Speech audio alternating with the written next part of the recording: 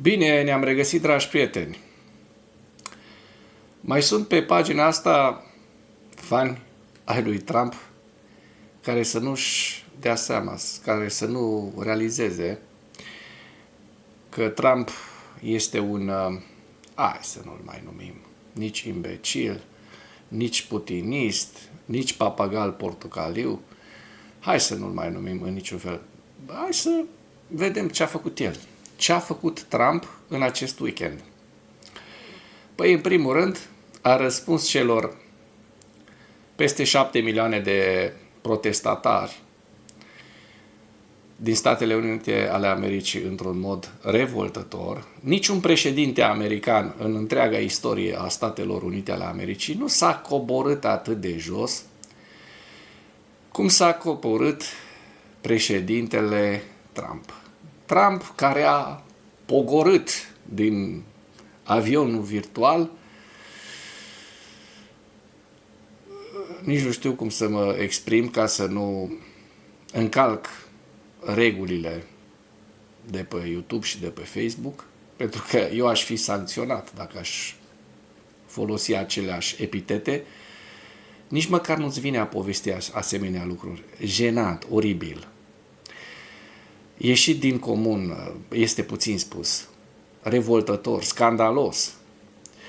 După care s-a dat la Zelenski. S-a dat la Zelenski spunându-i că o să piardă războiul din Ucraina, că va pierde toată țara, dacă nu face pace cu Putin și nu va ceda teritorii Rusiei. Eu de cât timp tot am spus că sper ca Donald Trump să nu fie și Krasnov, dar iată că se dovedește pe zi ce trece că este și Krasnov, pentru că de când a venit la Casa Albă n-a dat un singur ajutor Ucrainei. Aici nu vorbim despre pachetele militare plătite de Uniunea Europeană, da? Sau de țările NATO, în care Statele Unite ale Americii au făcut o groază de bani. Nu vorbim pentru că n-au existat pachete de ajutor a Statelor Unite ale Americii de când a ajuns această administrație, nu știu cum să o numesc, josnică. Mai josnic de atât nu poți să cobori. Decât a coborât această administrație și metodele de lucru și l-am văzut în weekend vorbind și pe Steve Witkoff despre cum ar trebui Ucraina să dea Donbassul Rusiei în schimbul păcii. Și foarte, foarte multe alte lucruri scandaloase. Deja mie îmi miroase că Donald Trump, n-am spus-o până acum, nu m-am legat de scandalul Epstein, dar acum mă leg și spun că Donald Trump foarte posibil este șantajat de către Kremlin cu informații din dosarul Epstein. Da? Și poate multe alte dosare de care noi nici nu știm. Pentru că Donald Trump a fost salvat în câteva rânduri de către ruși în anii 80. Aliur Musaev, un fost șef al KGB-ului din Kazakhstan, a spus niște lucruri acuz câteva luni, acuz un an și ceva despre Donald Trump. El a dat această denumire de Krasnov. Dar să nu mai zăbovim pe atâta introducere, ci să trecem la subiectele principale ale analizei noastre de astăzi. Trump a răspuns protestelor cu un videoclip generat de inteligența artificială în care aruncă fecale asupra demonstranților. Avem imaginile, o să le prezentăm. Dacă sunt prezentate și de presă, nu avem cum să nu le prezentăm și noi. Oricât am fi de cu bun simț, trebuie să spunem adevărul. Trump neagă că ar fi făcut presiune asupra lui Zelenski pentru a preda întregul Donbass Rusiei. Donald Tusk, nimeni nu ar trebui să pună presiuni pe Zelenski în privința teritoriilor. Ar trebui să pună presiuni pe Rusia. Da? Rusia este statul agresor, nu Ucraina. Da, Krasnov nu știe treaba asta. Zelenski se opune transferului de teritorii suplimentare către Rusia, dar este pregătit să se întâlnească cu Putin. Dronele ucrainene au atacat rafinăria de petrol din Novokuibâșevsk pentru a 5-a oară. Avem imagini video și fotografii de la acest eveniment. Dronele ucrainene au lovit și o instalație a radarului Kasta 2E2 rusească cu muniție autoghidată.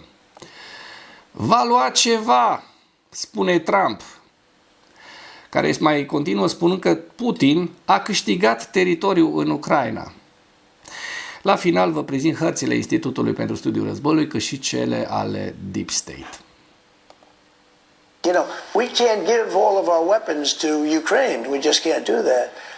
And I've been very good to President Zelensky and to Ukraine, but we can't give, you know, if we're going to be short, I don't want to do that. I can't jeopardize the United States. Did you get any sense? You know. Deci ăsta spune, papagalul portocaliu spune în interviu că a fost foarte bun cu președintele Zelensky. Ne amintim foarte bine de prima întâlnire din biroul Oval, cât de bun a fost Krasnov cu președintele Zelensky.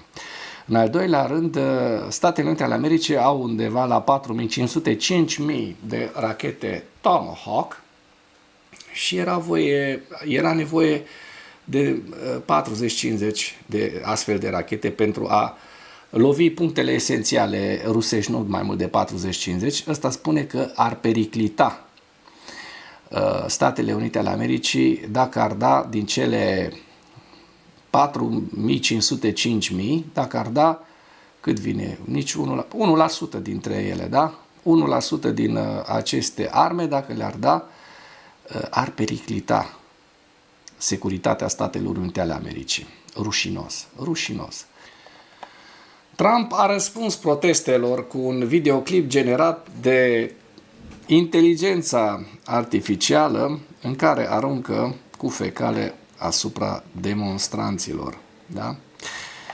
Scandalos, rușinos, josnic pentru un președinte american, orice s-ar spune. Donald Trump a publicat o înregistrare video generată de AI în care apare purtând o coroană și pilotând un avion de vânătoare etichetat Regele Trump, King Trump, în timp ce aruncă fecale asupra protestatarilor americani. Videoclipul de 19 secunde, postat pe pagina sa Truth Social, prezintă o scenă suprarealistă. În videoclip, președintele, purtând o coroană, stă în cabina unui avion de vânătoare în timp ce acesta zboară deasupra unei zone care amintește de Times Square din New York, aruncând fecale într-o mulțime de protestatari. Această postare a apărut după protestele naționale sub sloganul "Fără regi, no kings", care au avut loc sâmbătă. Potrivit organizatorilor, aproape 7 milioane de oameni au participat în peste 2700 de locații în întreaga țară. Hai să și vedem despre ce e vorba, ce face Donald Trump.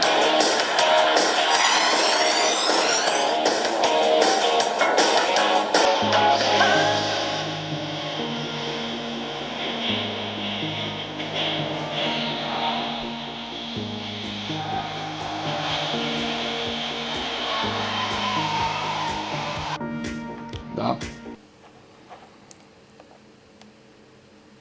Ce să mai spunem? În mod special, acesta nu este singurul caz în care oficialii administrației folosesc videoclipuri generate de inteligență AI pentru a-și bagiocori adversarii. Vance a postat de asemenea un videoclip generat pe contul de socializare al Blue Sky, în care prezintă pe Trump transformându-se într-un monarh. În acest videoclip, președintele îmbracă o robă, scoate o sabie, iar politicienii democrați de rang înalt, inclusiv fosta președinta Camerei Reprezentanților Nancy Pelosi, îngenunchează în fața lui. Trump neagă că a făcut presiuni asupra lui Zelensky pentru a preda întregul Donbass Rusiei. Președintele american Donald Trump neagă că a fi făcut presiuni asupra lui Zelensky. Pe 19 octombrie, Trump vorbește cu reporterii de la bordul aeronavei Air Force One, citând 3 surse familiare cu discuțiile. Potrivit Reuters, întâlnirea de vineri dintre Trump și Zelensky a fost tensionată, potrivit interlocutorilor. Discuția s-a încheiat cu poziția lui Trump privind o înțelegere acolo unde ne aflăm, adică înghețarea frontului de-a lungul liniilor de demarcație actuale. Între timp, Putin l-a sunat pe Trump și i-a zis, sau mă rog, Trump l-a sunat pe Putin și i-a ordonat, ca să nu zicem că i-a spus, l-a rugat, i-a sugerat. Nu. I-a ordonat subalternului de la KGB, Krasnov, să îi spună lui Zelenski că vrea întregul Donbass cu linia de fortificații și de apărare pe care rușii nu reușesc să o treacă de aproape imediat 4 ani, nu? Credem că ar trebui pur și simplu să se oprească la liniile de demarcație unde se află, a declarat Trump reporterilor. În același timp, el a negat că ar fi sugerat ca Zelenski să predea întregul Donbass Rusiei. Ba, sugerat. Să fie divizat așa cum este divizat chiar acum. Cred că 78% din teritoriu a fost deja cucerit de Rusia. Mă rog, se referă la 78% din Donbass. A declarat președintele american ca răspuns la întrebarea unui corespondent Reuters. Trump a adăugat că părțile ar putea conveni asupra a ceva mai târziu, sugerând posibilitatea unor negocieri viitoare. Mă îndoiesc. Donald Tusk spune că nimeni nu ar trebui să pună presiune pe Zelenski în privința teritoriilor, ar trebui să se pună presiune pe Rusia. Foarte corect și adevărat, prim-ministrul polonez Donald Tusk a declarat că nimeni nu ar trebui să facă presiune asupra lui Volodymyr Zelensky pentru a face concesii teritoriale Rusiei. În schimb, ar trebui exercitate presiune asupra țării agresoare. Vedem aici postarea de pe X. Da, potrivit Financial Times, în timpul unei întâlniri cu Zelensky din 17 octombrie, președintele american Trump a cerut acceptarea condițiilor impuse de Rusia pentru încheierea războiului și a declarat că președintele Putin a amenințat că va distruge Ucraina dacă aceasta nu va fi de acord. Cât tupeu de la ambii, și de la Putin, dar și de la Trump. Zelensky se opune transferului de teritorii suplimentare către Rusia, dar este pregătit să se întâlnească cu Putin. Președintele Zelensky a respins posibilitatea transferării unor teritorii neocupate suplimentare către Rusia și și-a exprimat de asemenea disponibilitatea de a participa la viitoarea întâlnire dintre președintele Trump și președintele, criminalul de război Vladimir Putin, care va avea loc unde? La Budapesta.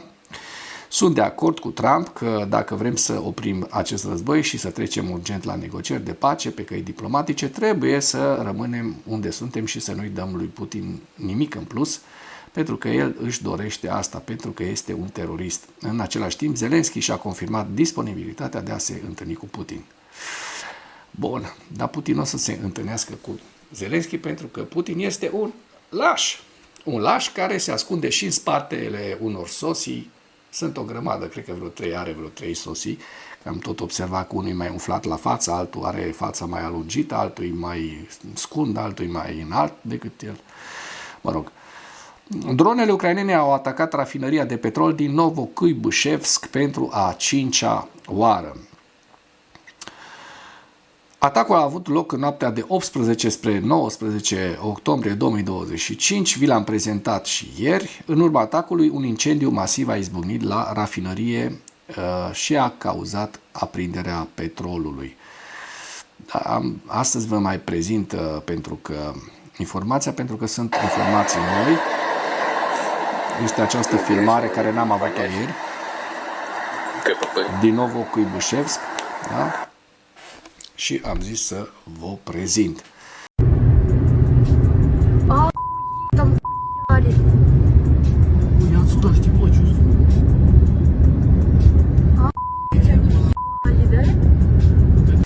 Dronele ucrainene împotriva apărării aeriene rusești. Brigada 92 ucraineană a lovit radarul Kasta E2 cu muniție autoghidată. Voluntarul Serghei Priutla, care a furnizat brigăzii drone de recunoaștere și de atac în cadrul proiectului de strângere de fonduri JOS, a publicat imaginile atacului. Donațiile dumneavoastră către JOS, adică către fălci. JOS, dacă ați văzut și filmul cu rechini, da? Era filmul ăla de groază cu rechini, ne permit să detectăm stațiile radar cheie și să deschidem o fereastră pentru evacuarea de lovituri de precizie în spatele liniilor inamice, a spus voluntarul. Da, ia să vedem despre ce este vorba. În videoclip, o muniție autoghidantă de tip aeronavă, fără nume, pare să fi lovit direct antena radarului, deși lovitura nu a fost una puternică, care nu a distrus vizibil sistemul, este probabil ca daunele să îl scoată din funcțiune pentru o perioadă de timp. Și să nu mai lungim.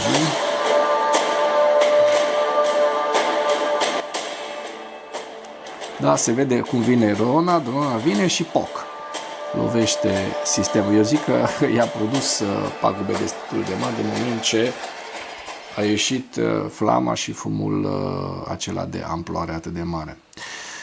Acesta este al doilea videoclip dintr-o săptămână în care Brigada 92, țintind radarele rusești, mai știm că pe data de 15 octombrie au fost publicate imagini care arată un atac asupra radarului de recunoaștere a sistemului rusesc S-400. Va lua ceva? Este întrebarea sau răspunsul, pentru că Trump le știe deja pe toate. Trump spune că Putin a câștigat teritoriul în Ucraina. Un articol foarte interesant din care spicuim puțin. Putin a câștigat anumite proprietăți. Vorbește de proprietăți, nu despre teritoriu. Ca și cum deja s-a împroprietărit și este la notar senat, este dreptul Rusiei. Deci foarte, foarte grav ce face în acest moment Krasnov Trump. Deci Putin a câștigat anumite proprietăți în timpul invaziei la scară largă a Ucrainei și ar trebui să fie de așteptat să preia teritoriul ucrainean ca parte a unui acord de pace, a declarat Trump într-un interviu acordat Fox News, difuzat pe 19 octombrie. Mincinosul spune mai înainte, da, după ce și-a dat seama că a făcut o enormitate foarte mare, spune că n-a spus că Ucraina și n-a făcut presiune asupra lui Zelenski să ofere teritorii noi pe tavă rușilor. Interviul a fost înregistrat cu câteva zile mai devreme, imediat după conversația telefonică a sa cu Putin pe 16 octombrie. Apelul a avut loc înainte de întâlnirea lui Trump de la Casa Albă cu președintele Zelenski, discuții care s-au încheiat cu dezamăgire pentru delegația ucraineană, fără nicio promisiune privind rachetele Tomahawk. De ce? Pentru că Putin îl are la mână foarte probabil, nu sigur, dar foarte probabil, pe Donald Krasnov Trump cu ceva. Altfel n-ai putea să fii atât de prost, să faci jocul ăsta pe sârbă, să fii așa de ușor manevrat de păpușarul de la Kremlin. Nu. Marioneta Trump este avută la mână cu ceva foarte grav de către KGB-ul și actualmente FSB-ul rusesc. Ei bine, o să ia ceva, a spus Trump, adică s-au luptat și are o mulțime de proprietăți, adică știți, a câștigat anumite proprietăți. Dacă spui asta, a câștigat anumite proprietăți. Vă las link în comentarii că n-am răbdare să mai citesc toate prostiile și imbecilitățile pe care le-a spus Trump, dar este și o analiză destul de interesantă a jurnaliștilor de la Kyiv Independent în acest articol. Și acum trecem la ziua 1335 a războiului din Ucraina.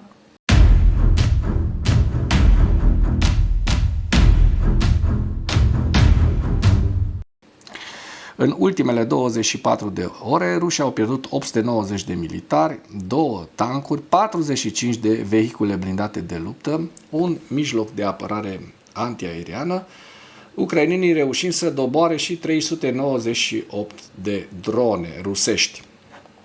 Trecem la hărțile Deep State, să vedem dacă au existat modificări ale fronturilor.